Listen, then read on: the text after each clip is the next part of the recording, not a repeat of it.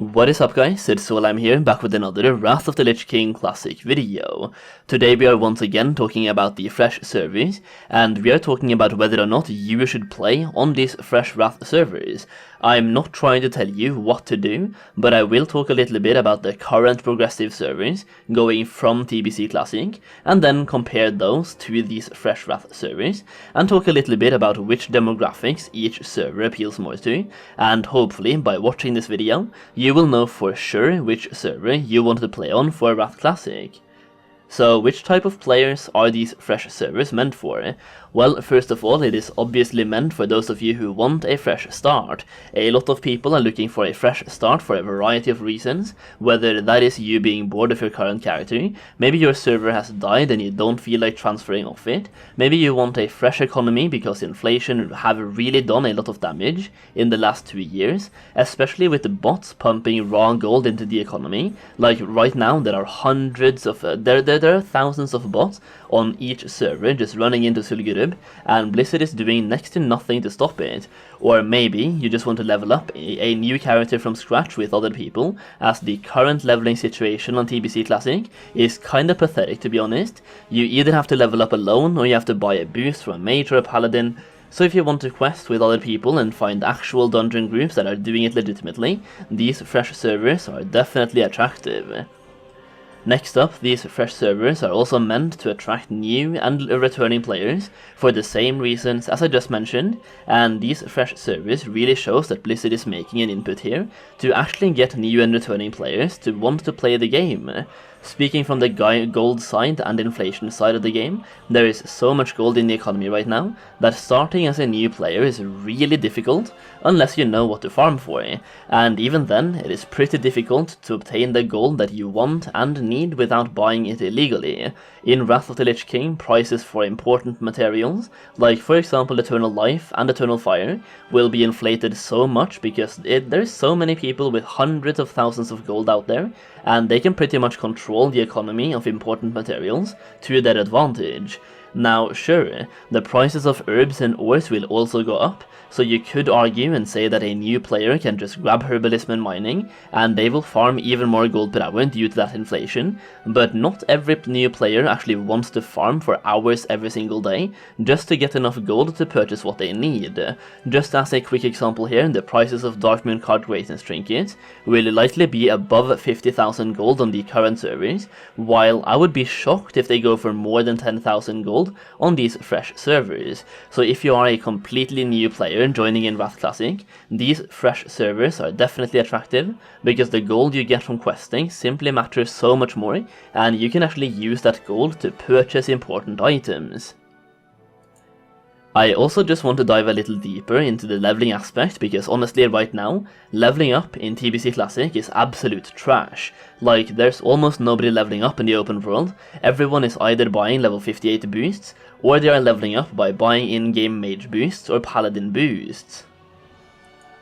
I tried finding a group for Sulfarak on Farmo, which is supposed to be the most active server in the world, and it's actually so hard to find dungeon groups while leveling. If you're joining Classic WoW for the first time, being met with almost nobody leveling up by questing in the open world is an absolutely terrible first impression of the game itself, while these fresh servers will offer a completely different leveling experience, with thousands of people in the starting zones and thousands of people leveling up together, doing quests together, and also doing dungeons together. So the leveling aspect itself is another huge reason why I personally think these fresh servers are absolutely perfect for anyone who's starting Wrath of the Lich King Classic, or anyone just looking for a restart.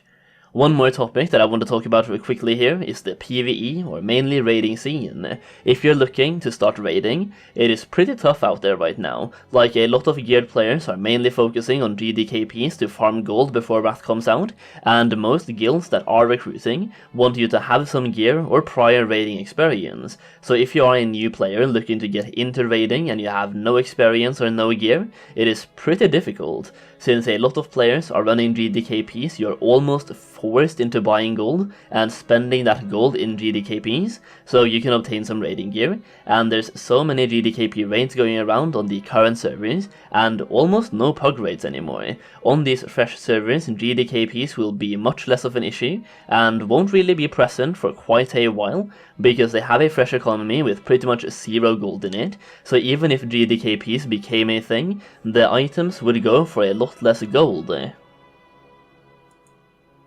Speaking of these fresh servers and gold, if you're looking to make as much gold as possible on these fresh servers, or in Wrath Classic in general, I do have a Wrath Classic gold guide with the specific intent of helping you make as much gold as possible, which is linked down below in the video description. This gold guide is a 93 pages long document with lots of updates pending, and once you purchase the guide once, you will also receive all of the future updates for free, plus access to an exclusive gold making Discord for Wrath Classic. I am also sending out an additional fresh server guide to everyone who buys this guide to help you out on the fresh servers as well. So once again, make sure you check out that gold guide down below.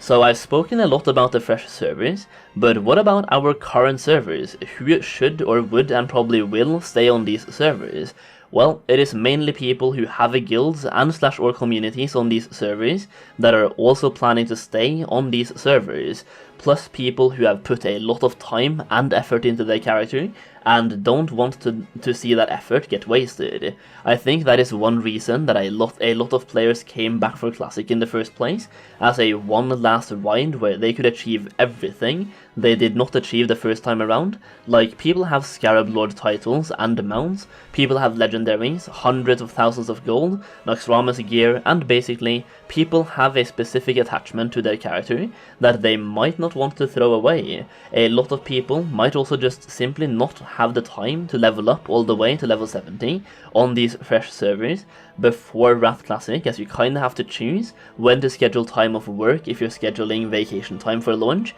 so the leveling time could actually be what puts some people off from playing on these fresh servers as well. So to put it very simply, people who have an attachment to their character or their server, guild or community will most likely choose to stay on the current progressive server. But that being said, people who don't have the same attachment and /or are looking to start from scratch, or just in general new or returning players, will most likely choose to play on the fresh servers. It is also worth noting that there will be an experience buff active for the duration of the pre-patch on both the current progressive servers and the fresh servers, leading all the way up to the release of Wrath Classic. So if you're planning to re-roll a new character, it will be way faster to level up from level 1 to 70, which I think is absolutely huge, especially for the fresh servers, as the main reason that I heard a lot of players or people were not planning to play on them was that the leveling experience